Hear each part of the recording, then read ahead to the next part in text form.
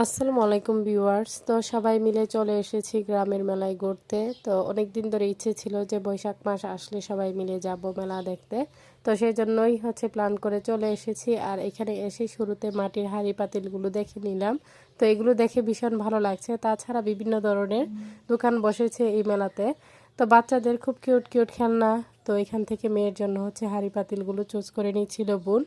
তো সাথে কিন্তু আরও বিভিন্ন ধরনের খেলনা, চুড়ি, কসমেটিক্স জাতীয় অনেক কিছুই ছিল। তো সেগুলি আমরা ঘুরে ঘুরে দেখছিলাম এবং সেখান থেকেই পছন্দ করে কিছু নিচ্ছিলাম, যেগুলো মেয়ের জন্য প্রয়োজন আর কি।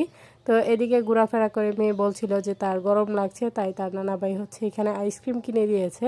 তো এরপর আমরা এই দোকানটাতে চলে আসি কাঠের তৈরি জিনিসপত্রগুলো দেখার জন্য। তো এইখান থেকে আমরা চুজ করে কিছুটা নিয়ে নেই। তো এরপর কিছুক্ষণ ঘোরাঘুরা শেষ করে এখন আমরা চলে যাব। আর এই মেলার যে আশ্রমটা, এটার নাম ছিল শ্রী শ্রী কালোচান আশ্রম। তো এখানেই আর কি এই মেলাটা বসে। আর এখানে বিভিন্ন ধরনের খাবারের স্টলও বসেছে। তো আমরা আর খাবারের কিছুই নেইনি। আর এই গরমের মধ্যে এইসব খাবার খেলে অবস্থা আরও খারাপ হবে। তো যাবার পথে এখান থেকে বেলুন কিনে নেওয়া হয়েছে। তো আমাদের যে গাড়িটা আমরা দিয়ে আসছিলাম, তো সেই গাড়িটা এখন চলে গিয়েছে। তো কিছুক্ষণের মধ্যে চলে আসবে, তাই আমরা হেঁটে চলে আসছি বাবার ফ্রেন্ডের পাশে। আর সেইখানে এসে কিছুক্ষণ আমরা বসে গল্প করি। তো এরই মাঝেই আমাদের গাড়ি চলে আসে। তো এখন আমরা ওনাদের কাছ থেকে বিদায় নিয়ে চলে যাচ্ছি।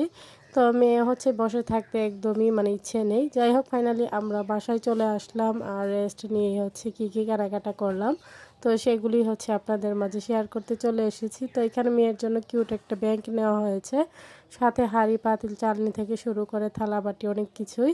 আর এখানে ছিল একটা রাবার ব্যান্ডের প্যাকেট, হামুনদিস্তা, বেলুন এবং মেয়ের জন্য একটা ঘোড়ার গাড়ি নিয়ে আসা হয়েছে, চরকি যেটাকে বলে থাকি আমরা। তো এগুলি আর কি। তো মেয়ের পছন্দের হাওয়াই মিঠাই নিয়েছিল। তো এই ছিল আর কি মেলায় ঘুরে ফিরে কেনাকাটা।